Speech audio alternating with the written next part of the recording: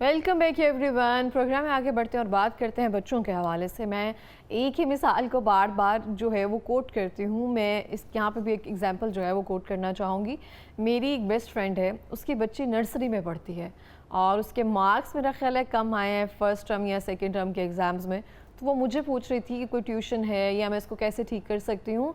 तो मैंने पूछा कि अभी कौन सी क्लास में है? उन्होंने कहा ज़ैनब अभी नर्सरी में पढ़ती है। तो मुझे इतनी हैरानगी हुई कि उस बच्ची पे कैसे प्रेशर दिया होगा। वालिदैन भी कह रहे हैं और वो कह रही है कि जो उनके हस्बैंड है वो कह रहे हैं कि बच्ची की तरफ देखो, तुम कैसे उसको पढ़ा रही हो, मैं बाहर होता हूँ, इसके अभी से मार्क्स कम आ रहे हैं, आगे जाके क्या होगा।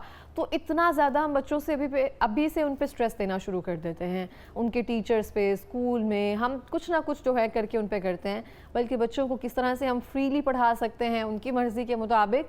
बस एक चीज़ की अहमियत बता दी जाए कि इल्म हासिल करना ज़रूरी है।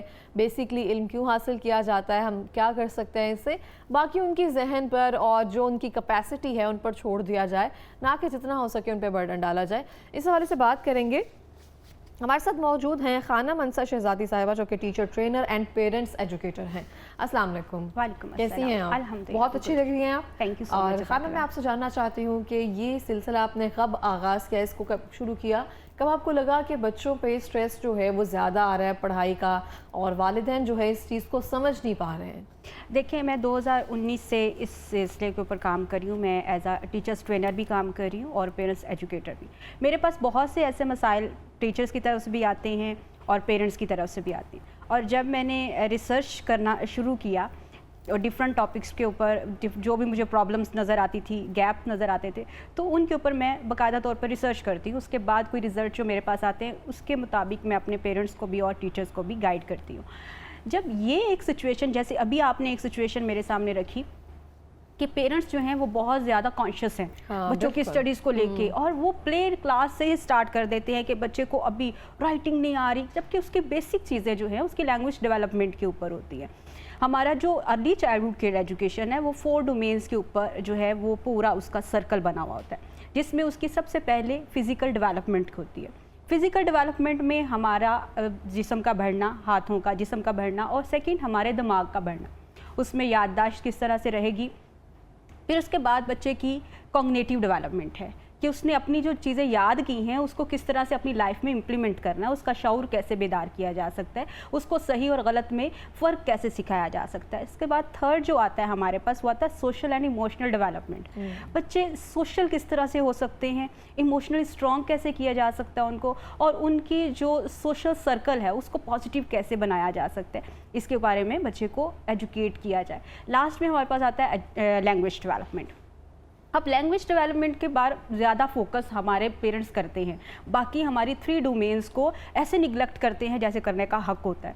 कभी बच्चे की फ़िज़िकल एक्टिविटीज़ को उतना इम्पोर्टेंस नहीं देंगे, कभी भी बच्चे के बारे में नहीं सोचेंगे कि उसको एक्टिविटीज़ किस तरह से करवानी चाहिए, उसको किस तरह से डेवलपमेंट के ऊपर फोकस कैसे करना चाहिए। और सोशल इमोशनल तो सोच लो कि हमारे माशरे का हिस्सा है ही नहीं। हमने कभी सोचा ही नहीं कि बच्चा जो है वो इमोशनली वीक भी हो सकता है। तो आप 2019 से पहले बच्चों को पढ़ाती थी, आपका इस शोबे से मुंसलिक थी, जिस आपको पता चला कि ये यहाँ पे गैप है, तो जी, मेरा एक्चुअली जो मेरा बैकग्राउंड है वो एजुकेशन से है।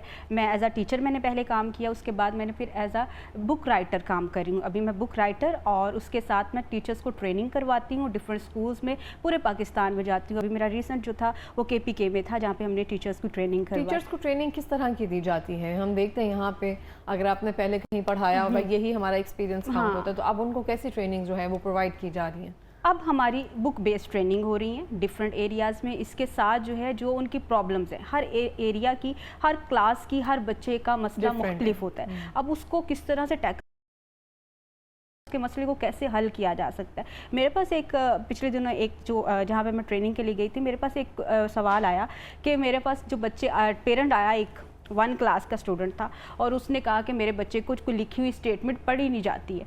तो मैं समझती हूँ कि टीचर, एक जो 1 क्लास का बच्चा है उसको नहीं, यानी इतना ज़्यादा स्ट्रेस नहीं देना चाहिए, बच्चे को स्टेटमेंट क्यों पढ़नी आनी चाहिए। ये वो उस जो टीचर थी वो ये सोच रही थी कि शायद 1 क्लास के बच्चे के ऊपर ये ज़्यादा बर्डन है। लेकिन अगर हम प्ले, नर्सरी, प्रेप 1 क्लास तक के बच्चे को देखें तो हम प्ले में उसको हरूफ तहज्जी का अलिफ बे सिखाते हैं। फिर उसके बाद प्ले नर्सरी में जब बच्चा आता है तो उसको फिर 2 हरफी अल्फाज, 3 हरफी अल्फाज, जब तक वो 1 क्लास में आता है तो वो 4 हरफी अल्फाज को मिलाकर जुमला साजी करने के काबिल हो जाता है। तो वो एक पैराग्राफ या एक लाइन पढ़ने में बच्चे को जोड़ तोड़ के साथ आना चाहिए। तो हमारे यहाँ पे ये है कि पेरेंट्स को और टीचर्स को पता ही नहीं है कि हमारी रिस्पॉन्सिबिलिटीज़ क्या हैं और उसको किस तरह से बच्चे के ऊपर इम्प्लीमेंट करके उसके साथ बेहतर नताइज हासिल करने चाहिए। तो अभी जो हमारी ट्रेनिंग्स हो रही हैं वो हम लोग कर रहे हैं सिचुएशनल, जो प्रॉब्लम्स आ रही हैं उन प्रॉब्लम्स को सॉल्व कैसे किया जा सके और पेरेंट्स को उनकी रिस्पॉन्सिबिलिटी बताई जाए पढ़ाई के हवाले से, और जो टीचर्स हैं उनको भी पता होना चाहिए कि एज एंड ग्रेड के अकॉर्डिंग बच्चे को क्या क्या स्किल्स हमें सिखाना ज़रूरी है। सही हो गया, ये बड़ी अच्छी बात कही है आपने। और बिल्कुल इस तरह से मैं देखती हूँ अभी तक बच्चों को उर्दू पढ़ना नहीं आती है। अब तो बिल्कुल भी नहीं आती है उनको, लफ्ज़ जोड़ना, अपना नाम या अपने वालिदैन का नाम ठीक से नहीं लिख पाते हैं। इसलिए क्योंकि हम लोगों ने फोकस नहीं, अब हमारा उस तरह से लैंग्वेज डेवलपमेंट में हम उर्दू को उर्दू की तरह से नहीं पढ़ा रहे, इंग्लिश को इंग्लिश की तरह नहीं पढ़ा रहे। जब हम किताब को सिर्फ सिलेबस कंप्लीट करने के गरज से और सिर्फ रिजल्ट ओरिएंटेड पढ़ाएंगे कि बच्चे के इतने नंबर आने चाहिए, ताकि हमारे पेरेंट्स की तरफ से भी हमें प्रेशर ना हो और पेरेंट्स को ये होता है कि मैं उसके अब्बा को भी बता सकूँ कि बच्चे कितने नंबर आए, मैंने इतनी मेहनत तो वो की। जो चीज़ें हैं उसको जब हम और देखते हैं और समझते हैं कि बस जी इसी एरिया में हमने रहना है और इतना ही काम करना है, तब तक हम बच्चे के अंदर स्किल्स डेवलप नहीं कर सकेंगे। बच्चा रट्टा करेगा, रट्टे के मुताबिक पेपर होगा, उसके ऊपर रिजल्ट्स आ जाएंगे और उसके बाद थोड़ी देर के बाद उसका जो शॉर्ट टर्म मेमोरी में जो डाटा था वो उड़ जाएगा और उसके बाद वो दोबारा उसी लेवल पे आ जाएगा। ये आपने एक टर्म यूज़ की कॉग्निटिव, ये बड़ी अच्छी टर्म यूज़ किया है, साइकोलॉजी में हम इसका इस्तेमाल करते हैं। और इसको आप जैसे कि आपने कहा कि अपनी हकीकी ज़िंदगी में जैसे जैसे बच्चा अप्लाई करता है तो ज़्यादा अच्छे से सीखता जाता है। उस सिलसिले में हम क्या काविशें कर रहे हैं और कहाँ पे जो है टीचर्स जो हैं इसको करने में नाकाम हो रहे हैं? देखिए हमारे स्कूल में जैसे अभी मैंने बात की कि स्कूल्स का भी प्रेशर होता है कि ये जी इस टर्म का ये सिलेबस है, इसको इतना इतना आपने करवाना है। अब बच्चे ने कितना अचीव किया, हर एक बच्चे का लर्निंग मूड डिफरेंट है।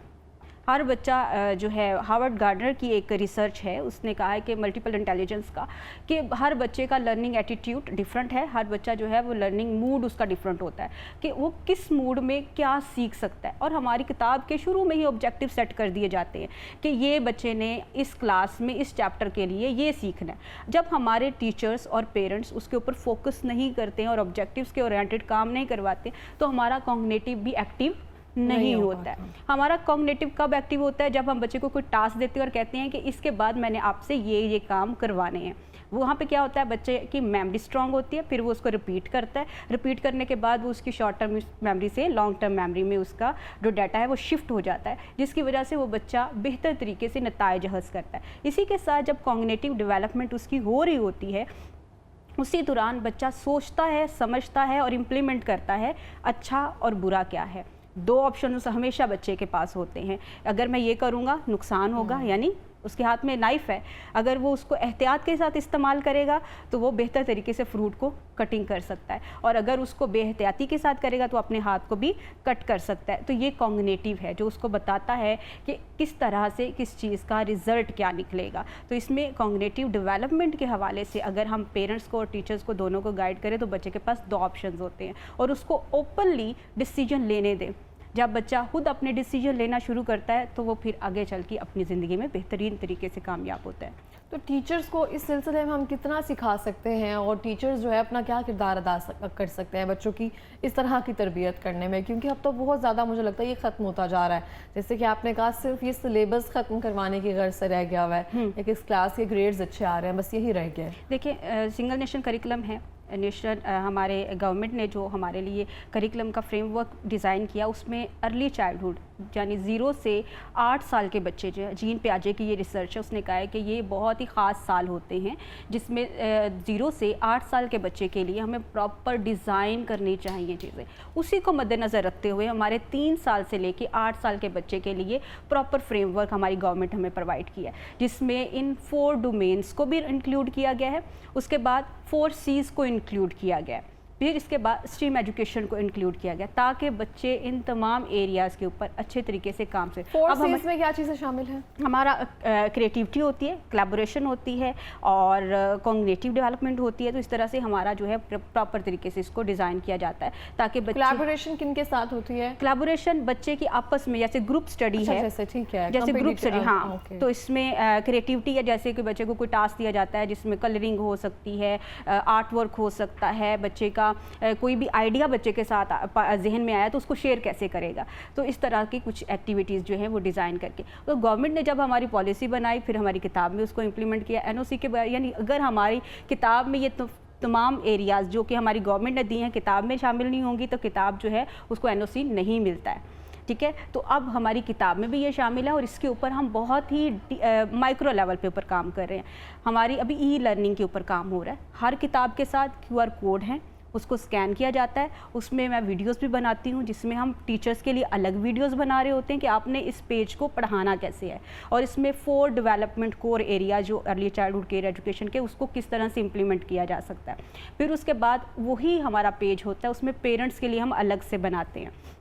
जैसे आपने बताया कि वो ज़ैनब की अम्मी आपसे पूछ रही थी कि कोई अच्छा इंस्टीट्यूट बताओ या कोई अच्छी जगह बताओ जहाँ पे मैं उसको भेज सकूँ। अब हमारी किताब के साथ क्या होता है कि हम QR कोड स्कैन करते हैं, वहाँ पे पेरेंट्स के लिए अलग इंस्ट्रक्शंस होती हैं कि आपने अपने बच्चे को घर में ये एक्टिविटीज़ करवानी है। टीचर्स ने काम करना होता है, उसका लेटर जो है उसका साउंड बताया, फिर उसका नेम एंड शेप बताई, फिर उसको लिखना बताया। अब उसके बाद घर में जब बच्चा पहुंच जाता है, वो काम तो बच्चे ने घर में स्कूल में सीख लिया। अब जब घर गया है तो घर में उसने अपनी रियल लाइफ ऑब्जेक्ट्स जो हैं उनके साथ सीखना है। अब बच्चे कौन सा लफ्ज़ जो है इस अल्फ़ाबेट के साथ जुड़ता है? जी बिल्कुल। और हम लोग घर में किस तरह से इसको यूज़ कर सकते हैं। अगर स्कूल में उसने ग्रुप एक्टिविटी की है तो उसको घर में आके आप उसको बताएं कि ये तुम्हारे कज़न्स हैं, ये तुम्हारे रिलेटिव्स हैं, इनके साथ कैसे कोऑपरेट करना है, इनके साथ अगर यही एक है तो स्टोरी पे मदर्स जो हैं वो उनको कैसे सुना सकती हैं। फिर इसी तरह से जो उसका केयर टेकर है, यानी जिसके पास बच्चा पढ़ता है या जिसके साथ बच्चा ज़्यादा टाइम स्पेंड करता है, उसके लिए अलग से इंस्ट्रक्शन वीडियोज़ उसमें मौजूद हैं ताकि हम एजुकेट कर सकें तमाम उन अफराद को जो कि बच्चे के लिए उसकी फैमिली में या उसकी स्टडी में इन्वॉल्व होते हैं। और पेरेंटल इन्वॉल्वमेंट और फैमिली इन्वॉल्वमेंट बच्चे की पर्सनैलिटी को 70% जो है वो बेहतर भी बनाती है और बड़े ही अच्छे तरीके से ख़राब भी करती है। मैं कासिम अली शाह साहब का एक देख रही थी स्टेटस उनका व्हाट्सएप का, उन्होंने लिखा हुआ था कि एक बच्चे की ज़िंदगी को तबाह करने में 2 अहम किरदार होते हैं, एक गुस्सीला बाप और एक चिड़चिड़ी माँ। एक गुस्सीला बाप जो है वो बच्चे की पूरी पर्सनालिटी को इतनी बुरी तरह से ख़राब करता है, और एक चिड़चिड़ी माँ जो है वो किस तरह से बच्चे को ख़राब और उसके ज़हनी जो नशो नुमा है उसको तबाह कर देती है। अगर ज़हनी तौर पर बच्चा मजबूत नहीं है वो फ़िज़िकल भी स्ट्रॉन्ग नहीं होगा, उसका अपनी तालीम के ऊपर भी फोकस नहीं होगा। मैंने यहाँ पे एक प्रोग्राम किया था जिसमें बताया था कि हमारी एक रिसर्च ने बताया है कि 2.5 मिलियन बच्चे ऐसे हैं जो डोमेस्टिक वायलेंस की वजह से अपनी अर्ली चाइल्डहुड केयर एजुकेशन को अच्छे तरीके से पूरा नहीं कर सकते। घर में लड़ाई झगड़ा है, बच्चों में सवाल करने की बहुत ज़्यादा क्यूरियोसिटी होती है, फिर हम जब चिड़चिड़ेपन में वो सवाल का जवाब नहीं दे पाते हैं, झट कर उनको कहते हैं कि बाद में पूछना या समथिंग इस तरह से करके, तो ज़रा मुश्किल होना शुरू हो जाती है। बिल्कुल ठीक है, इस बारे में हम मज़ीद बात करेंगे मगर ब्रेक के बाद।